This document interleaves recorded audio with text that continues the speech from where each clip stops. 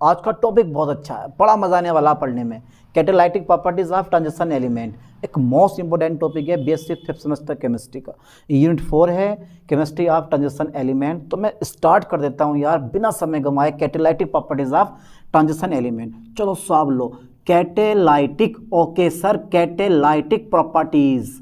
अरे ये तो सर पढ़ा पढ़ा लग रहा है। अबे हाँ यार, कैटालाइटिक प्रॉपर्टीज, ठीक है, इसको हिंदी में कहते हैं उत्प्रेरकीय गुण। अगर चाहो तो हिंदी में लिख सकते हो उत्प्रेरकीय गुण, ठीक है भाई। लो साहब, चलो डाल दिया मैंने हेडिंग उत्प्रेरकीय गुण। क्या बात है सर। अच्छा, कैटालाइस्ट होते क्या है ये हमने सेकंड चैप्टर में कवर किया। तो कैटालाइस्ट जो अभिक्रिया का वेग चेंज करते हैं, लगा लो अभिक्रिया का वेग चेंज कर देते हैं, लेकिन स्वयं अभिक्रिया में भाग नहीं लेते, ठीक है। यानी कि सांप भी मर गया और लाठी भी न टूटी, वही वाला हिसाब होता है इनका। जैसे होते हैं वैसे के वैसे बाहर निकलते हैं, जैसे को तैसा। चलो छोड़ते हैं, आगे बढ़ते हैं। तो देखो जितने भी ट्रांजिशन एलिमेंट हैं सब में कैटालाइट यानी कि सब में कैटालाइस्ट प्रॉपर्टी पाई जाती है, अंदाज़ा लगा लो आप। यानी कि जितने भी ट्रांजिशन एलिमेंट हैं सब के सब उत्प्रेरक की तरह बिहेव करते हैं। अब इसके भी तुम्हारे पास 4 रीज़न है। अब वो रीज़न कौन कौन से हैं वो सब मैं लिखवाने वाला हूं तुम्हें, बस बोल्ड पे फोकस करना है यार आप, ठीक से, ठीक है। तो देखो ट्रांजिशन एलिमेंट, जितने भी हमारे ट्रांजिशन एलिमेंट होते हैं, ठीक है, transition element, okay, transition element, ठीक है भाई, ट्रांजिशन एलिमेंट्स, ठीक है,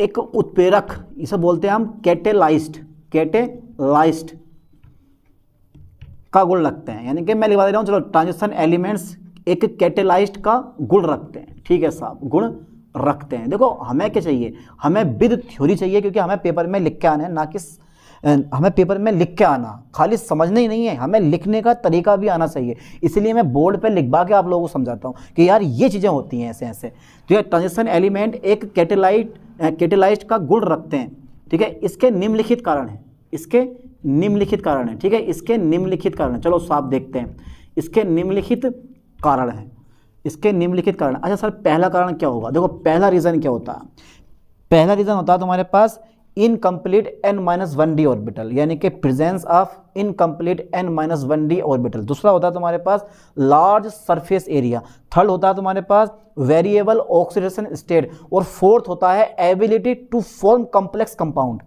4 रीज़न ऐसे होते हैं जिनकी वजह से ये कैटालाइटिक प्रॉपर्टीज शो करते हैं जितने भी हमारे ट्रांजिशन एलिमेंट होते हैं। लिखने का तरीका आपको आना चाहिए, अगर नंबर लिखाने हैं तो लिखने का तरीका सीखो, समझने का तरीका सीखो यार, बिना समझे काम नहीं चलने वाला कुछ भी, है ना।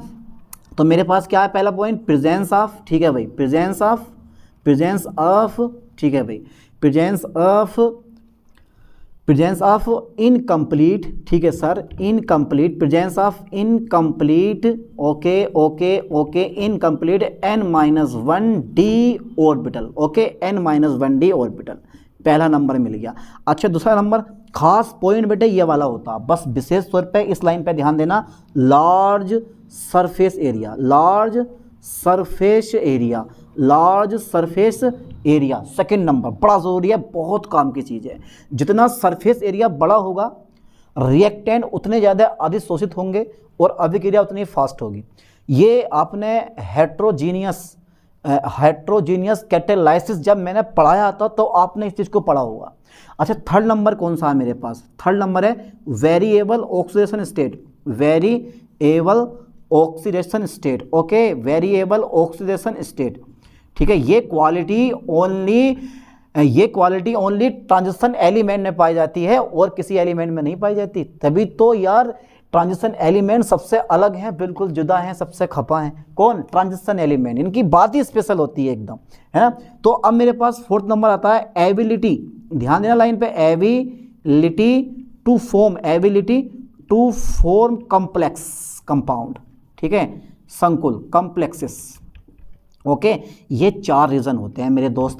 इन 4 रीज़न से कैटालाइटिक प्रॉपर्टीज शो करता है। कौन शो करता है, ट्रांजिशन एलिमेंट। क्या सर डी ब्लॉक के सारे element transition catalytic properties show करते हैं? अरे बिल्कुल शो करते हैं यार, डी ब्लॉक में रखे गए हैं तो सबके गुण लगभग समान होते हैं, बस 3 एलिमेंट को छोड़कर। एक तो हमारा जिंक हो गया, एक हमारा कैडमियम हो गया और एक हमारा मरकरी हो गया। क्यों? क्योंकि उनके डी ऑर्बिटल कंप्लीट होते हैं, सबसे अलग होते हैं यार वो, तो उनको बोला जाता है नॉन ट्रांजिशन एलिमेंट, यानी कि वो संक्रमण तत्व नहीं होते, ठीक है। क्यों? क्योंकि उनके ऑक्टेट हमारे कंप्लीट होते हैं, यानी कि n-1d ऑर्बिटल कंप्लीट पाया जाता है उनके अंदर। तो इनसे जो है वो ट्रांजिशन एलिमेंट से कुछ अलग ही बिहेव शो करते हैं, ठीक है। चलो साहब, वेरिएबल ऑक्सीडेशन स्टेट, और ये है एबिलिटी टू फॉर्म कॉम्प्लेक्सेस, ठीक है। अच्छा सर, इतने से तो काम चलने वाला है नहीं हमारा बीएससी में, ये तो आपने साफ साफ समझा दिया कि ऐसे ऐसे होता है और हो गया। अब पेपर में कैसे लिख के आना वो भी तो हमें देखना। अब भैया 2 नंबर में पूछेगा या 5 नंबर में पूछेगा या 10 नंबर में पूछेगा, तो कुछ तो लिख के आओगे। 200 वर्ड मांगता है, शॉर्ट क्वेश्चन भी आया है तो बेटे 200 वर्ड में लिख के आओगे, और अगर लॉन्ग क्वेश्चन आ रहा है तो वो 1000 वर्ड में, 800 वर्ड में आ रहा है। तो यार पन्ने में पन्ने भरे जाएंगे, तो सिंपल सी बात है, इसमें काम कहाँ चलने वाला है। तो काम चलाने के लिए थोड़ा सा और लिखवा देता हूँ समझने के लिए। देखो क्या होता है, क्या है कि अगर मैं पहला ए नंबर ले लूँ तो इनकी क्वालिटी ये होती है कि जो आपके पास कैटेलाइट होता है, यानी कि संक्रमण तत्व जो होता है, transition element incomplete n-1d orbital का यूज करके रिएक्टेंट के साथ एक इंटरमीडिएट कंपाउंड बनाता है। ये इंटरमीडिएट कंपाउंड अनस्टेबल होता है और अपघटित होकर प्रोडक्ट एंड कैटेलाइज्ड बाहर हो जाता है ना। ये मैं थ्योरी तुम्हें लिखवाने वाला हूँ, ठीक है। बिल्कुल सिंपल सी थ्योरी है, आप समझ जाओगे यार। मैंने क्या बोला, मैं लिखवा के बताऊँ तुम्हें, मैंने ए पॉइंट में मैं लिखवा रहा हूँ आपको कि भाई सिंपल सा मेरे पास पॉइंट ये रहेगा कि भाई यानी कि जो संक्रमण तब होता है जैसे हम बोलते हैं ट्रांजिशन एलिमेंट, क्या बोलते हैं बेटा इसको, transition element. Okay, transition elements जितने भी होते हैं, ये कि नहीं, सबके सब ट्रांजिशन एलिमेंट्स जितने भी होते हैं, transition elements n-1d orbital, n-1d orbital का यूज करके, ठीक है, n-1d ऑर्बिटल का यूज करके, ठीक है, करके रिएक्टेंट के साथ, रिएक्टेंट मतलब अभिकारक के साथ, जो अभिकारक हमारे होते हैं रिएक्टेंट के साथ, ठीक है भाई, एक इंटरमीडिएट कंपाउंड बनाता है, एक इंटरमीडिएट कंपाउंड बनाता है। ओके, एक इंटरमीडिएट कंपाउंड बनाता है, ठीक है, बनाता है जो अनस्टेबल होता है। ध्यान देना, जो कैसा होता है, अनस्टेबल होता है, ठीक है सर, जो अनस्टेबल होता है, ठीक है भाई, जो अनस्टेबल होता है, जो अनस्टेबल होता है, तथा जो अनस्टेबल होता है, जो अपघटित होकर, लिख देगा मैं, जो अपघटित होकर उत्पाद देता है, जो अपघटित होकर, ठीक है साहब, जो अपघटित होकर उत्पाद बनाता। तो ये तरीका होता है लिखने का, होकर उत्पाद बनाता है, ठीक है भाई, उत्पाद बनाता है। देखो बड़ी लैंग्वेज नहीं, ऐसे लिखा जाता है पेपर में, बढ़िया करके बना के, पता तो है आप लोगों को, लेकिन थोड़ा सा बना के और लिखो सही करके। तो देखो मेरे पास A + B + C, तो बेटा ये क्या बना देंगे, ये मेरे पास रिएक्टेंट है, ठीक है साहब, ये है रिएक्टेंट, और ये है मेरे पास कैटेलाइस्ट, ये क्या C4 कैटेलाइस्ट में लिखने रहा हूँ यहाँ पे। तो मेरे पास एक बन जाएगा इंटरमीडिएट कंपाउंड, इस टाइप से ये इंटरमीडिएट कंपाउंड मेरे पास बनके तैयार हो गया। तो अब क्या होगा कि मेरे पास यहाँ से A और B अलग हो जाएगा और मेरे पास C अलग हो गया। तो ये है मेरे पास प्रोडक्ट, ठीक है, और ये है मेरे पास कैटेलाइस्ट, ये क्या बेटे मेरे पास कैटेलाइस्ट। ओके, ये मेरे पास कैटेलाइस्ट अलग हो गया। इस तरह से ये काम करता। तो ये वाला जो कंपाउंड बना बीच वाला, ये बना इंटरमीडिएट कंपाउंड बना, ये लिख लेना इसको तुम, इंटरमीडिएट कंपाउंड, ठीक है, IMC मैंने लिख दिया, इंटरमीडिएट कंपाउंड, है ना।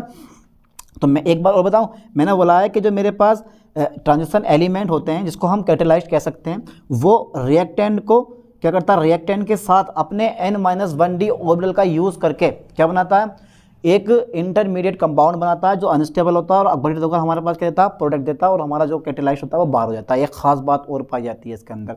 ये तो मेरे पास केवल एक पॉइंट था, अगर मैं यहाँ पे बी पॉइंट का यूज़ करूँ तो मेरे दोस्त बी पॉइंट क्या होना चाहिए, बी पॉइंट ये होता है कि बी पॉइंट बड़ा स्पेशल है, क्या, large surface area, large surface area. अच्छा ठीक है सर, लार्ज सरफेस एरिया यानी कि ट्रांजिशन एलिमेंट, ठीक है, अधिशोषण के लिए लार्ज सरफेस एरिया अवेलेबल कराता है। अब जब सरफेस एरिया हमारा ज़्यादा हो गया तो रिएक्टेंट क्या होते हैं, अधिक मात्रा में अधिशोषित होते हैं और अभिक्रिया क्या होती है तुम्हारे पास, फास्ट हो जाती है।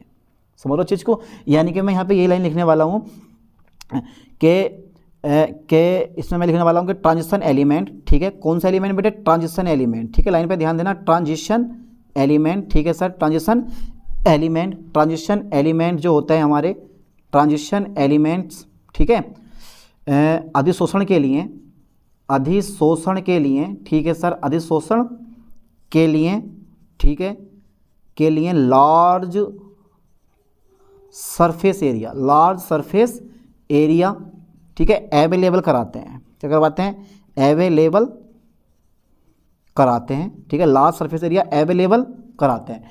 इस लाइन पे फोकस करना ठीक से कि ट्रांजिशन एलिमेंट्स अधिशोषण के लिए लार्ज सरफेस एरिया अवेलेबल कराते हैं, जिससे क्या होता है? जिससे अधिक मात्रा में, जिससे अधिक मात्रा में, ठीक है, जिससे अधिक मात्रा में रिएक्टेंट क्या होते हैं? रिएक्टेंट अधिशोषित होते हैं, अधिशोषित होते हैं